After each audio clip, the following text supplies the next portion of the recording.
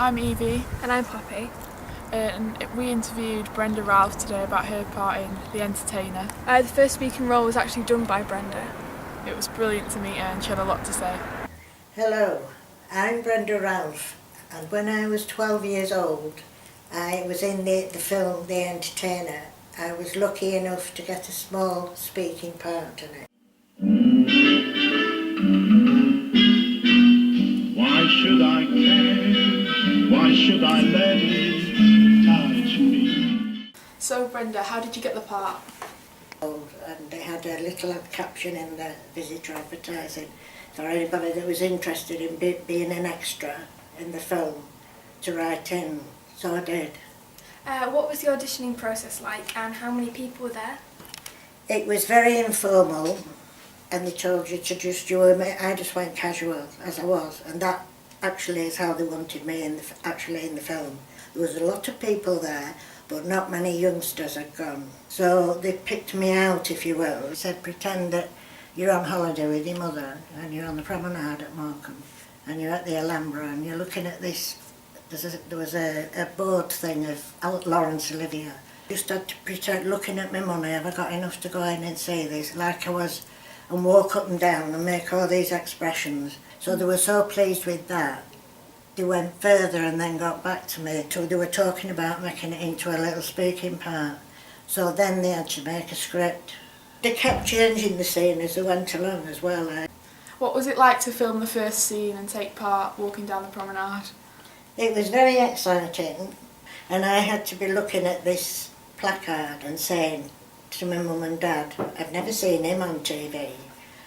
And they wanted me to be funny, not cover my accent up, just be myself, because it's a proper Lancashire accent. It was quite a big scene to do. There must have been well over 50, I'd say more close on 100 people involved in that, because they showed the promenade from both sides. And it only took one person to do something. Well, the first shoot, I just went blank, totally blank. So it was like, cut, start again. And the director, who was Tony Richardson, came over to talk to me, and he knelt down to my level and said, just forget about all these people here and just think that there's just you. And after that, it just came, you know. I mean, it wasn't a lot I had to say, but it had to be spot on. We did it loads and loads. It must have taken about 3 hours, that. And I had to be coming down eating a candy floss. And if it gives you an idea of how long it took, I ate 4 of them. They kept melting because it was, you know, do it again, do it again. And they asked me if I was all right. I did it, you know, was I feeling sick?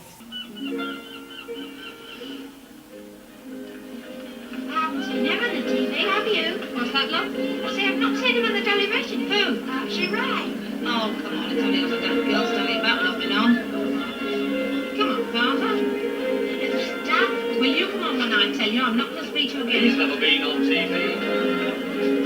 The scene actually finished with me saying I wanted to go and play bingo. Come on, let's go and play bingo. Granddad, bingo. Oh, that and audition. My headache. And the gentleman that was supposed to be my father, I can't remember his name, but he lived in Torrey's Home at Morecambe, and the lady that was my mother was called Hope Jackman, and she was a professional actress from London, and she was very informative and kind to me. I used to have my lunch with her, which was served out of a van.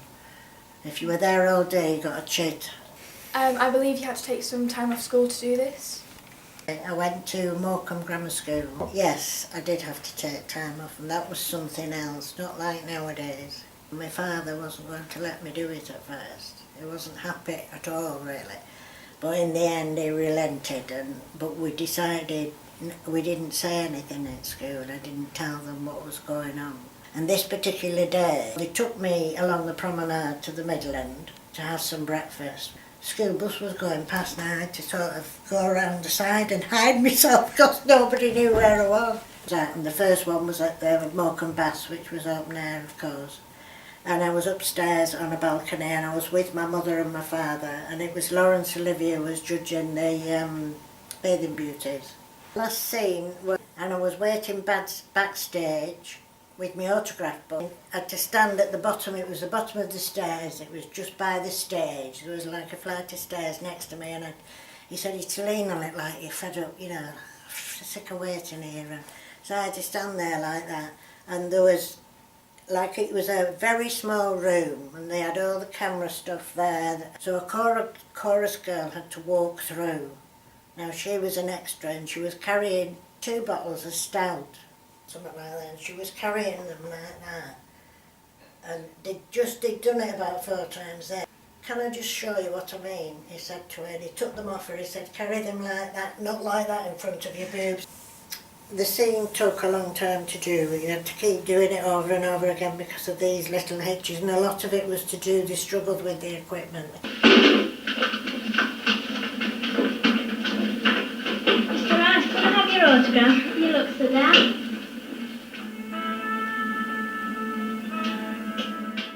The scene itself is really only minutes, but it took hours to get that right.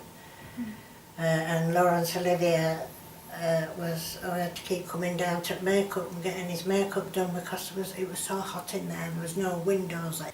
Did you get to meet any famous actors backstage? I met several of the actors from the film, Miriam Carlin being one, because one of the scenes involved the one with Laurence Olivier and Joan Power. And she was very down to earth, very friendly and chatty. And Laurence Olivier was there right through that. He was a very polite man, he was a gentleman. He did have a lot going on, and it was always like his mind was racing, and he was always in a hot sweat about everything. He was that type of person. He was very demonstrative like that as well. You know, you were aware that he was getting in a flat and rushing here, and he talked very fast. When one film was being shot, he just said, "Are you all right?" And Joan Plowright, she was very down to earth. She was different altogether to him. And one day she called me over to sit next to her when she was between scenes. She was a very attractive lady, and she was very nice to speak to. And she told me that she thought I was very good, and was I in a dramatic society? And I said, "No, I didn't say this, but my parents didn't have the money to do all like that, really. I did what I did with the show," and I told her that. And she said, "Well, keep at it, because I think you're very good and you've got something there." I saw Alan Bates, and he complimented me on the rushes and said they were very good. He came over and introduced himself, and I was with my sister, who's 2 years older than me, and she thought he was a bit alright. How much were you paid for being in the film?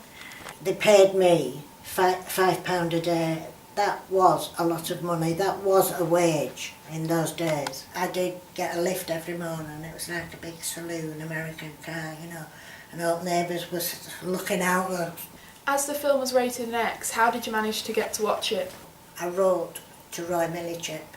He gave me a letter to take into the Plaza. Did it? The Plaza showed it, and they were all there, the press and that, so they wanted me to be there that night. But I had to take that letter and I had to show it to get in. It was an experience of a lifetime, and I'll always treasure it and enjoy it. That's probably why a lot of it stayed in here. Now I'm older, it stayed with me. It was a wonderful experience, meeting all the actors and actresses, and just playing a part and being alongside them, even if it was only for 3 days. But to me, it was my claim to fame anyway. Touch me. Why shouldn't I sit down and try to let it pass over me? Why should they stare? Why should I let it get me? What's the use of despair if they call you a square? You're a long time dead like my old pal Fred, so why, oh why should I bother to?